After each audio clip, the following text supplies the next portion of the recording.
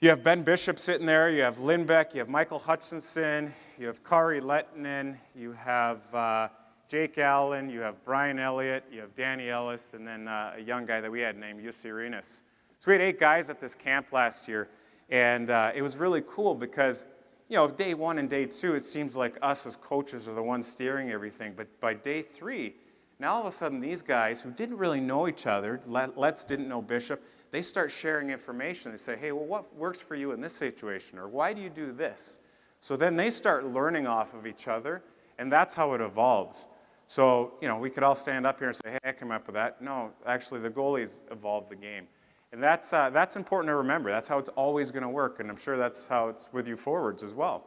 I know for a fact we start going into this reverse VH that I was demonstrating, and for the first year, it worked great.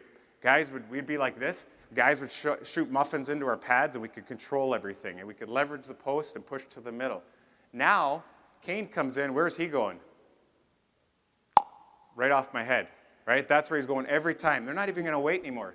Then I need the concussion doctor after that.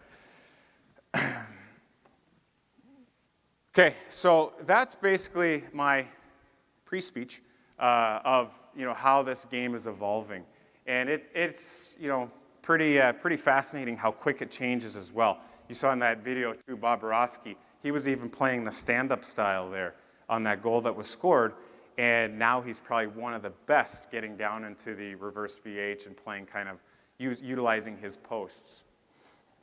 So what I'm going to talk to you here is a little bit about building a foundation. Now, a lot of times, you guys are going to be dealing with parents, or if you're coaching juniors, you don't know what to say to your goalie. We've already established that. But what's important is that, again, you guys are smarter than you think. It's not this crazy, weird science. So you guys at least can look at your goaltender, be able to see what they're doing, and most importantly, hold them accountable to certain things as well. So I'm trying to give you guys a little bit of a different angle than maybe you normally have, and just having me up here spew out a bunch of bullcrap. First thing, a strong foundation is vital for any goaltender. Without that foundation, it's impossible to build skills on top of that. So if you work with a young guy and they don't have that strong foundation, we can do all the fancy crap we want, it's useless, right? Because that foundation is everything. You guys have heard probably the analysis where you have, you build a house. And if you don't have that strong foundation of a house, you build this fancy, beautiful looking thing on top, everything else can just crumble, right? Everything just falls apart. So goaltending is the same thing. You have to have that strong foundation, or else you can have the fanciest looking mask, you can have cool looking pads, you can train with the best coaches, blah, blah, blah. But if you don't have the foundation, it's all useless, okay? That strong foundation is going to lead to consistency. So what is the foundation of goaltending? In my opinion, okay, and a lot of people's opinions, it's skating. Okay, skating is absolutely everything to me. If I run a camp, I often tell guys, I'm like, we don't even need pucks. We don't need pucks. Pucks is like the end game. That's the last part of it. We have to be able to learn how to move and be good on our edges and be good on our feet. And then obviously from skating, you lead into positioning. So I did a camp last week in Madison, Wisconsin. I had this little dude there. His name is Patrick. He's 9 years old. And he was by far, he's the youngest kid at camp, and kids from 9 to 18. But he was by far the best skater at camp.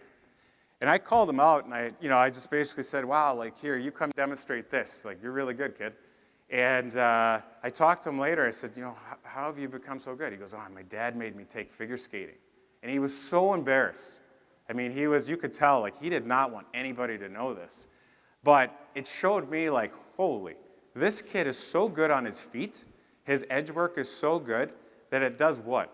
It allows him to get to the spot, get stopped and set, and give himself a chance, right? So it just was kind of cool to see a young goaltender like that be able to move around as well as he did. So when we get the skating allows us to get in the position, And that position is composed of having a proper angle and then your depth and squareness. My little on-ice presentation over there that all four of you showed up to, you guys learned a little bit of that. So let's take a look at some game action and see what we notice. I'm going to call out a few people on this too, so you guys got to listen, or not listen actually, watch.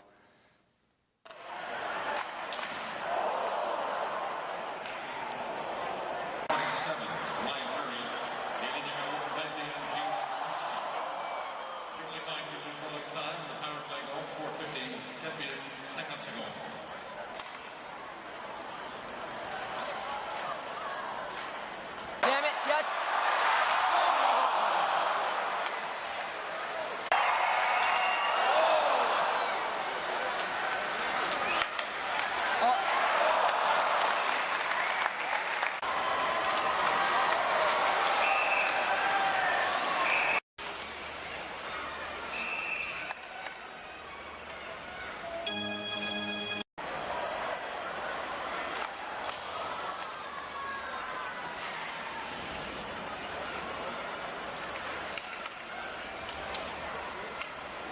De wisseling met opleiding en James Wisniewski. 2 minuten pour être l'instigateur d'une bagarre. 5 minutes pour ceinture battue et conduite. Au sénateur numéro 74, Mark Bardianski. 5 minutes.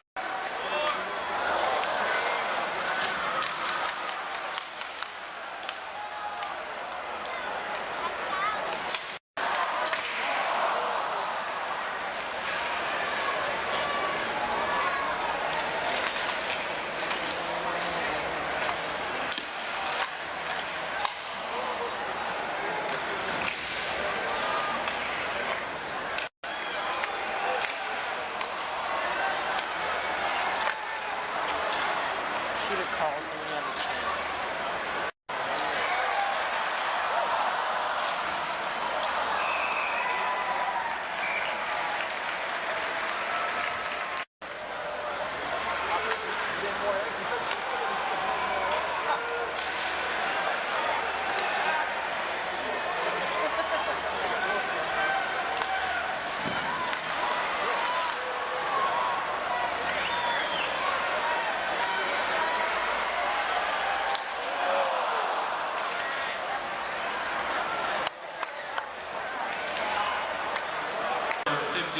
David Savard, 2 minutes holding, 2 minutes en retenue, at 17 minutes 13 secondes, 17-13. For Chris Phillips, et numéro 9, Milan McCulloch.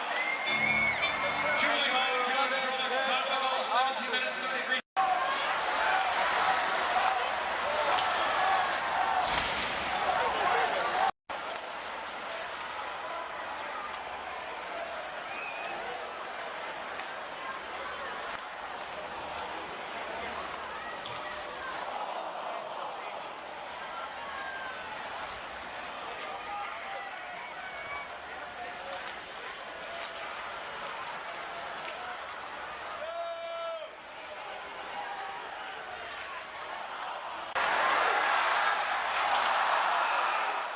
When I look at this, okay, I see it, extremely important to have superior skating skills and edge work. Bob Roski's unbelievable.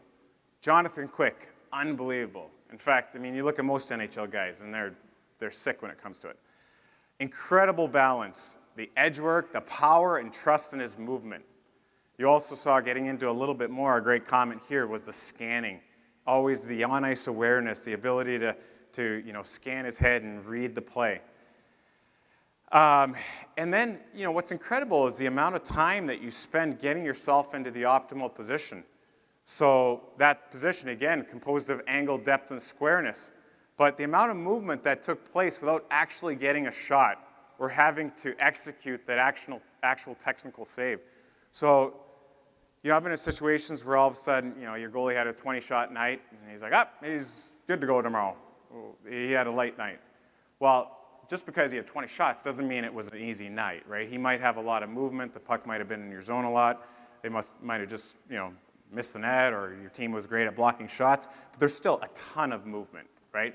And we spend all this time getting into the right spot to give us a chance to make that save. So your workload far outweighs the actual shot count. So how do we work on these skills? Well, I've always been the type of person that likes to look outside the box. To me, that's fun. You guys are here because that's probably your mindset as well. And you can work on the A to B, B to C movements. So in goaltending, it's like, okay, I'm on my post, I get to the top, move back to the post, and just do your repetitive things like that. That's fantastic, that's great. How many guys here have seen awesome hockey school goalies, but then you put them out on the ice and you're like, whoa, where'd he go? Right? We see that a lot. So thinking outside the box here, come up with your own ideas. You don't need to think of goalies as robots. So even a non-goalie guy can help develop a goalie's skating abilities. Use a little creativity to get a goalie really feeling and trusting their edges. So what I did with these NHL guys is you take them out and, for the first, I would say half an hour of every practice, we just do skating. And then for the first ice session, we just do skating with no pucks or anything.